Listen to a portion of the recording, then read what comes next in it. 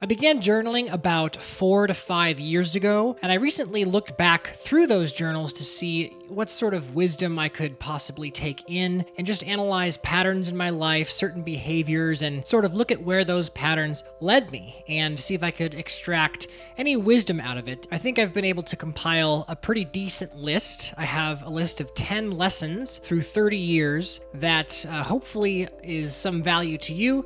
It was certainly some value to me and provided insight into my life, so thought I would share that with you now. Let's just jump right in. Lesson number 1 is be truthful to yourself and others about what you want in life. Now, this one for me was very difficult. As a kid, I was looking at other people to see what success is to them and how they model it. Everyone around me was taking more conventional paths, and fair enough, that's their thing. But later on in life, I just realized that there were many times where I sort of followed the crowd, and I'll come back to that later. But, I wasn't very truthful about what I wanted, and I wasn't very truthful with others about what I wanted. On the flip side of that coin, there's a quote by Tom Cruise that I heard recently when he was doing his press for the latest Mission Impossible movie, and he said, "Don't share your dreams with other people, because they might project their own fears, anxieties, inadequacies onto your dreams. It can be best to just do what you're going to do and do it on your own terms and do it quietly and don't tell anybody about it. They'll find out soon enough if you're successful or not." The second life lesson could be nested in lesson number 1, and I already mentioned it, but it is follow your interests. Don't follow the crowd. It's very easy for someone like me to follow the crowd, and it's not necessarily a bad idea. I mean, the crowd a lot of times knows what it's doing. It's always good to have that kind of questioning of, is what I'm doing, going to be good for me? And a way to measure that is to look at everybody else. But sometimes that is not the best way to approach it, because everybody else doesn't have the same skills and fears as you do. So that's the thing. It's like everybody is their own person. They have their own talents and they have their own weaknesses. And so sometimes if you follow the crowd, it can be bad in the long run, because perhaps what you were meant to do is something else separate from that, and you just need a little encouragement to go the other way. Or a better way to say that might be to trust your feelings and, use the force, Luke. Listen to maybe an inner voice, your soul, whatever you want to call it, your conscience, instead of the crowd, and just believe in yourself, and whatever direction that takes you is probably going to be the right direction. Lesson number 3, specify your aim and create a plan to pursue it. If you don't specify your aim, then the world will grab you and make of you what it wants, or you'll throw yourself around like a pinball. Aimless individuals are incredibly vulnerable to forces that affect them in the short term. If you're lucky, that might pan out, and in that case, more power to you. You did it. But if all your attention goes to the here and now, then in all likelihood, you'll probably sacrifice the future to some degree. And now lesson number 4 is there is a bigger picture to your plan that you can't see. And you don't want to be overly influenced by what you can see. You can't plan for everything. You can't see everything. You can make the best plan you possibly can, and you can see the end goal, whatever that is in your mind, but how you get there, some of that isn't up to you. I think the willingness to acknowledge that and to roll with it despite the odds, that's part of what belief is. And that's why it's so important to listen to that inner voice of yours, because I think that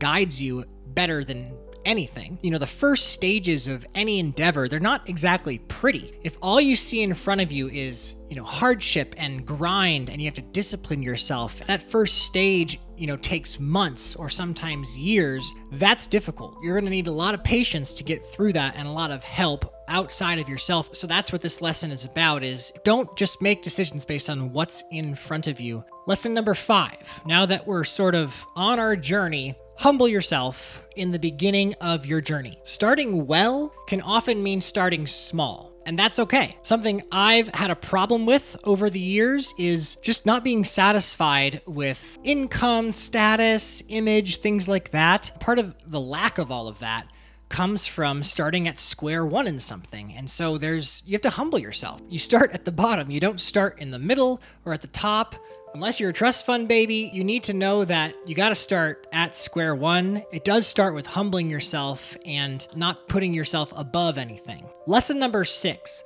test your limits and figure out what you're capable of. You don't know what's in you until you try. Like, really try. And so you have to be willing to put yourself out there, put yourself in situations where you're going to be tested. There's a saying that if you are the smartest person in the room, you're probably in the wrong room. If you're the dumbest person in the room, you're also in the wrong room. Through trial and error, you need to test your limits and test your abilities and feel out your strengths and your weaknesses. There's a sweet spot for you somewhere, and I think you can do that. You can find that in one of two ways. You can start small and test yourself that way and say, okay, I did that, I can handle another thing. Or you could possibly shoot the moon from step one and think to yourself, okay, I went for gold, I went for glory right away, that didn't work. All right, let's bump it down to silver now. I think typically you'd want to start small and, build some skills first and some confidence in yourself, so that way when you get into those bigger rooms and scenarios that really test your mettle, you've got a little grit to you, you have some experience, and you have some confidence. But test your limits and figure out what you're capable of.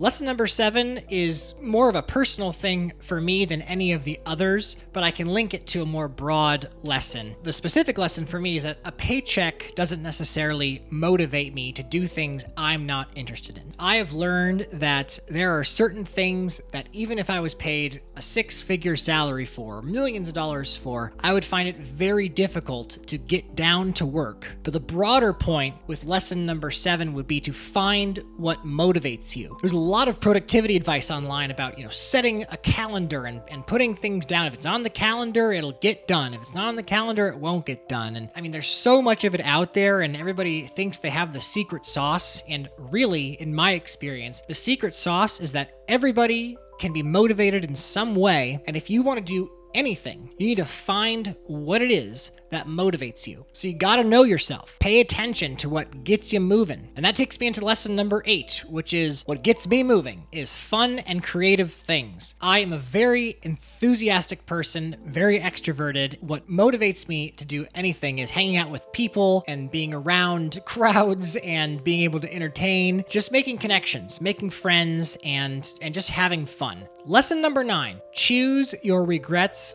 wisely. This is something that I struggle with a lot, which is looking at different scenarios and how they play out, and I analyze risk a lot. And it's kind of odd because I consider myself a glass half full person, but I see in the world a lot of potential for, risk. Yes, look at risk, but look at reward as well. And last but certainly not least, we have life lesson number 10. Don't let perfection deter you from choosing something better. And what I mean by that is you could be in a really shitty situation. You could think to yourself, I'm in this bad situation, but position B, there would be these negatives and it wouldn't be all that great. And it's like, you could play that game all the live long day. Look at your options and ask yourself, is what you're doing now better than what you're thinking of doing in the future? Don't nitpick it to the nth degree and think to yourself, well, that's not perfect or that's not great, when what you're doing now is horrible or bad at best. So those are my 10 lessons through 30 years of life thus far. I hope you got some value out of this. If you did, feel free and hit the like button and comment down below. Let me know your thoughts. If you have any life lessons you'd like to share or any comments to make about struggles you've had with any of these kind of lessons in the past, let me know. But thanks for watching the video, and I hope to see you in the next one.